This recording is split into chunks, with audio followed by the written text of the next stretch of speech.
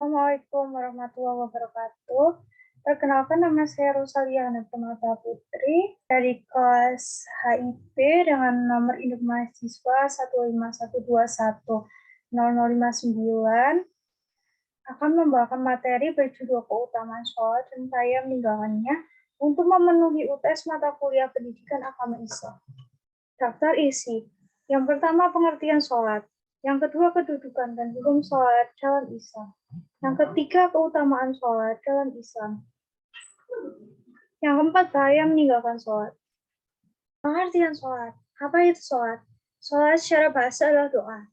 Sedangkan secara istilah adalah suatu ibadah yang dilakukan berdasarkan tata cara dan rukun yang telah dituntun oleh Allah dan Rasul-Nya, yang dimulai dari gerakan takbir hingga salat, yang dilakukan dengan urutan yang benar dan sesuai dengan waktu kepercayaan. Dan sholat dalam Islam. Yang pertama, sholat merupakan tiang agama. Sesuai dengan sabda Rasulullah yang diriwayatkan oleh Imam Tirmizi, yang berarti pokok perkara dalam Islam tiangnya adalah sholat. Dalam hadis ini diutarakan bahwa sholat merupakan tiang agama. Tiang adalah penyangga sesuatu hal. Dapat diartikan bahwa sholat sangat penting bagi agama Islam karena menjadi penyangga dalam agama. Yang kedua, sholat adalah amalan yang pertama kali akan dihisab. Sesuai dengan sabda Rasulullah yang diriwayatkan Imam Tirmizi, yang artinya, sungguhnya amal yang pertama kali dihisab pada seorang hamba pada hari kiamat adalah sholatnya. Maka, jika sholatnya baik, sungguh ia telah beruntung dan berhasil. Dan jika sholatnya rusak, sungguh ia telah gagal dan rugi. Jika berkurang sedikit dari sholat wajibnya, maka Allah Ta'ala berfirman, lihatlah, apakah hambaku memiliki sholat sunnah? Maka disempurnakanlah apa yang kurang dari sholat wajibnya. Kemudian begitu pula dengan seluruh amalnya. Yang ketiga, sholat terletak pada rukun iman. Yang kedua setelah syahadat. Sesuai dengan hadis riwayat Bukhari dan Muslim yang artinya, Islam dibangun di atas 5 perkara. Persaksian bahwa tiada Tuhan yang berhak disembah kecuali Allah dan Muhammad adalah utusan Allah. Mendirikan sholat, menunaikan zakat, dan pergi haji serta puasa di bulan Ramadan. Hukum sholat dalam Islam. Sholat merupakan ibadah wajib atau fardu ain seperti yang terdapat dalam firman Allah berikut ini, yaitu Quran Surah An-Nisa ayat 103, yang artinya, maka apabila kamu telah menyelesaikan sholatmu, ingatlah Allah di waktu berdiri, di waktu duduk, dan waktu berbaring. Kemudian apabila kamu telah merasa aman, maka dirikanlah sholat itu sebagaimana biasa.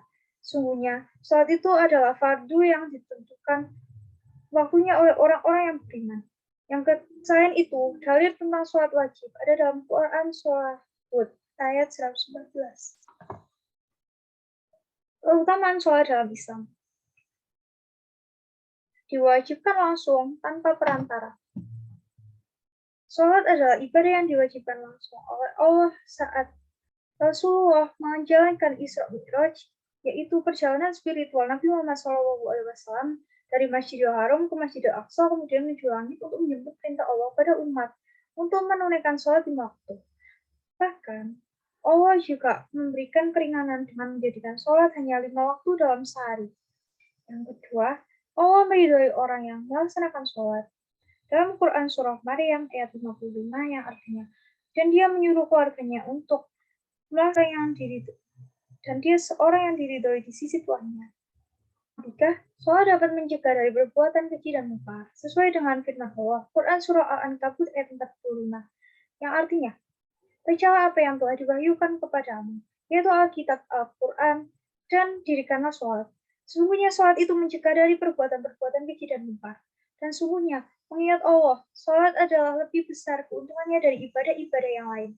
Dan Allah mengetahui apa yang kamu kerjakan. Saya meninggalkan sholat.